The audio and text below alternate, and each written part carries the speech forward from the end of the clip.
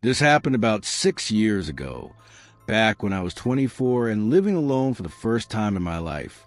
I had just moved to a mid-sized city in Ohio, Columbus, specifically after a rough breakup that left me with a lease I could barely afford and a social life that had basically collapsed overnight.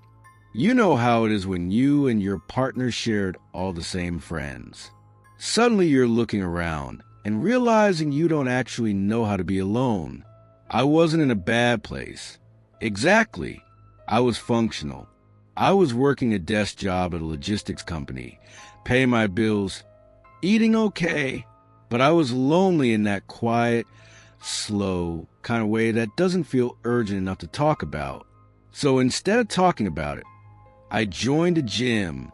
I know that sounds like the most mundane thing in the world. And for a while, that's what I keep coming back to. For weeks, it was just normal. Just me trying to rebuild some kind of routine. I still think about that gym almost every day. And I've never been able to fully explain what happened inside it. The gym was called Peak Fitness. Nothing special. One of those mid-tier chain gyms that smells like rubber flooring and cleaning solution, with fluorescent lighting that's just a little too bright, and a sound system that's always playing something you half recognize but can't name. It was located in a strip mall off Morse Road, about a 7-minute drive from my apartment. The kind of area that's busy during the day, but gets quiet fast after 8 or 9 at night. There was a Subway next door and a nail salon on the other side, and both of them closed by 7. So after that, the parking lot got pretty empty. I went at night. That was my thing. I'd get off work around 5:30, go home, eat something, and then head to the gym between 8 and 9 p.m. I liked it that way. Fewer people, less noise. I could get on whatever machine I wanted without waiting. The staff at the front desk was usually just one person, a college-age kid named Tyler, who wore the same red polo every night and spent most of his time on his phone. Sometimes there'd be 3 or 4 other members in there. Sometimes it was just me. I'd been going consistently for about 5 weeks before I first noticed him. I want to be careful about how I describe the beginning of this, because at the time, I noticed nothing wrong. That's the thing. There was nothing obviously wrong. It started as a feeling more than anything. And feelings at a gym, a place full of strangers, are easy to dismiss. The first time I really registered him, it was a Tuesday. I remember because I always did legs on Tuesday, and I just finished a set on the leg press when I looked up and saw him on the treadmill across the room. Average height, maybe late 30s, early 40s. Dark hair, slightly thinning. He was wearing a gray long-sleeve shirt and dark sweatpants, and he was walking, not running, just walking at a pretty low speed. Nothing about him was remarkable. I probably wouldn't have noticed him at all, except that when I looked up, he was already looking at me, not in an aggressive way, not in a threatening way, just looking, the way you might glance at someone when you're bored and your eyes land somewhere. I looked back down, did another set, looked up again maybe 4 minutes later. He was still looking at me. I told myself it was nothing. People zone out at the gym all the time. They stare at walls, at TVs, at nothing in particular. His eyes were probably just pointed in my direction, while his brain was somewhere else entirely. That happens. I've done it myself. But something about it sat with me on the drive home. Not enough to worry about, just enough to remember. The next night, Wednesday, I came in around 8:15, stretched, hit the bench, moved over the cables. Normal routine. And about 30 minutes in, I looked toward the entrance because I heard the door open. It was him. Same gray long sleeve. Same dark sweatpants. I thought, okay, so we're on similar schedules. That's it. That's the whole explanation. Plenty of people have gym routines that overlap with yours. That's just statistics. He got on the treadmill again, walked at a low speed. I finished my workout, left before he did. But I've been going to that gym 5 weeks, and I had never seen him before that Tuesday. And now here he was 2 nights in a row. I kept that observation at arm's length, filed it under coincidence, and went home. The following week, I switched up my schedule. Not because of him. I want to be clear about that. I switched because a friend from work had invited me to a happy hour on Thursday. So I moved my gym day to Friday and went in the afternoon for once, around 4:30. The gym was busier than I was used to. More people, more noise. The sound system actually audible over the crowd. I found a free squat rack near the back and got to work. 20 minutes in, I looked toward the free weights area. He was there. Different time, different day, same gray long sleeve, same dark sweatpants. I want you to understand that this is when the feeling changed. Not from nothing to fear. It wasn't fear yet. It was more like that moment when you're adding up a column of numbers and you realize the total is off and you can't figure out why. A quiet, low-grade wrongness. I told myself, gyms are open all day.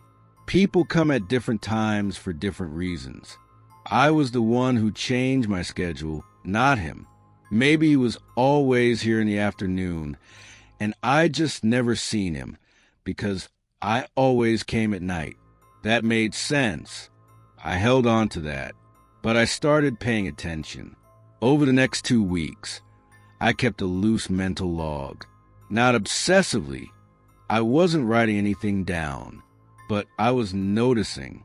Monday night, he was there. Wednesday afternoon, he was there. Saturday morning, I came in early for first time ever, around 7 a.m. He was already there when I arrived. And here's the thing that I couldn't rationalize away. The thing that made the number not add up no matter how many times I tried. He was never doing much. He was always on a cardio machine, treadmill, elliptical, stationary bike, always at low intensity, always positioned so that he had a clear sight line to whatever area I was working in. And he always stayed as long as I stayed, every single time. I started watching for his car in the parking lot, a dark blue Honda Civic, older model, always parked within 2 or 3 spots of mine, even when the lot was half empty. I told myself I was being paranoid.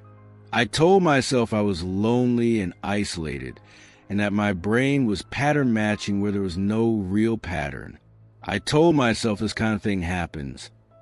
People develop mild gym crushes, awkward fixations, harmless habits. I told myself a lot of things. Then came the night with the locker. It was a Thursday, maybe 3.5 weeks after I first noticed him. I came in at my usual time, swiped my card, said hi to Tyler at the desk, and went to the men's locker room to put my bag away. I used the same locker every time. Number 17, 3rd row, on the left. Just habit. I opened it and stopped.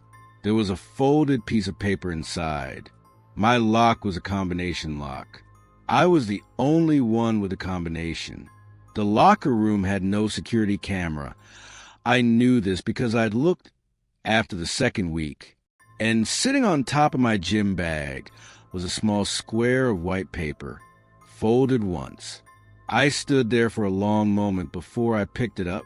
I unfolded it. It was blank. I turned it over. Nothing on the other side either. Just a clean, white, blank piece of paper. I stood in that locker room for probably 2 full minutes trying to decide what to do. My first instinct was to go straight to Tyler and report it. But report what? That someone had put a blank piece of paper in my locker? That was the thing. There was nothing threatening about it on its own. It was the context that made it wrong. And I had no way to prove context. I pocketed the paper and went out to the floor. He was there, elliptical machine, far corner, eyes tracking toward me as I came through the door. I did not make eye contact. I did my workout. I kept my headphones in even when my music wasn't playing. I watched his reflection in the mirror the entire time. He left about 4 minutes before I did, which was the first time that had happened. I walked out to my car. He was sitting in the dark blue Civic 3 spots over, engine not running. He did not look at me. I drove home. I checked my rear view mirror the whole way. 3 nights later. I came in at 8:40, later than usual. The lot was almost empty. Tyler was at the desk. 2 other people in the gym, a woman on the stair climber, an older man doing dumbbell curls near the entrance. He wasn't there when I arrived. I remember feeling relieved, genuinely, physically relieved. My shoulders dropped. I thought, maybe it was over, whatever it was. Maybe it just moved on. I went to the locker room. I opened locker 17. There was another piece of paper. This one wasn't blank. It had 2 words written on it in neat, small handwriting. You're early. I felt every hair on my body stand up, not figuratively, literally. My skin went cold and tight, and I took 2 steps back without deciding to move, because I wasn't early. I was late. I was 40 minutes later than my usual time, which meant he knew my usual time. I was still holding the paper when the lights went out. Not a flicker, not a brownout. All of them, at once, total darkness. The gym went pitch black, except for the green glow of the exit signs. I heard the woman on the stair climber yell something. I heard the machine coast down to silence. I heard the older man say, "What the," and then stop, and then I heard footsteps, not from the gym floor, from inside the locker room, from somewhere deeper in near the showers, where I had not gone, where the lights were now completely gone. Slow footsteps, deliberate, not panicked like mine were about to be. I moved. I didn't think about it. I just moved. Hit the locker room door with my shoulder, came out onto the dark gym floor, saw the green exit signs, and I ran. I hit the front door. Cold air. Parking lot. Lights from the subway sign. Next door still on. That weird yellow glow. I didn't stop. I got in my car, hand shaking, dropped my keys, picked them up, got in, locked the doors, and sat there breathing like I just sprinted a mile. The dark blue Civic was not in the lot. I don't know when it had arrived. I don't know if it had been there the whole time. I was looking for it in every corner of that parking lot, and I could not find it. Tyler came out the front door of the gym about a minute later. He was on his phone, probably reporting the outage. He looked around, saw me sitting in my car, gave a small wave like nothing was wrong. The lights came back on about 4 minutes after they had gone out. I did not go back inside. I drove home on the highway instead of the back roads, staying in the center lane, checking my mirrors every 30 seconds until I pulled into my building's garage. I sat in my car for a long time before I went upstairs. I went to the gym's management the next morning and told them what I'd found in my locker. Both times, I showed them the second note. I'd kept it, which I still don't fully understand. Some part of me knew I'd need it. They checked the security footage from the front desk camera. He was on it, obviously. Dozens of appearances over 6 weeks. But the camera didn't cover the locker room entrance, and there was no footage that showed him near my locker. They couldn't explain how anyone had gotten into locker 17. The lock showed no sign of tampering. I filed a police report.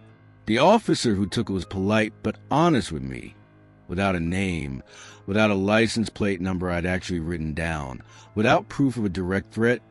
There wasn't much they could do. I canceled my membership. I moved to a different apartment 4 months later, not entirely because of this, but not entirely unrelated to it either. I never saw the dark blue Civic again. Not that I know of. Anyway, I've wondered sometimes if I just stopped recognizing it. If it blended back into traffic and parking lots and all the ordinary visual noise of being alive in a city. The note is still in a shoebox in my closet.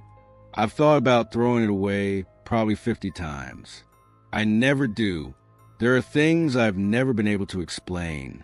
How he knew my schedule well enough to write those 2 words. How the paper got into a locked locker twice.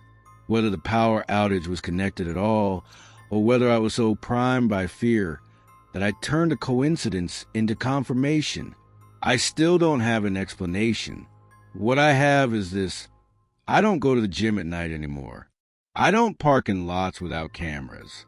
And sometimes in places I'm supposed to feel ordinary, grocery stores, waiting rooms, coffee shops, I catch myself scanning, checking faces, looking for someone who's looking at me just a little too long.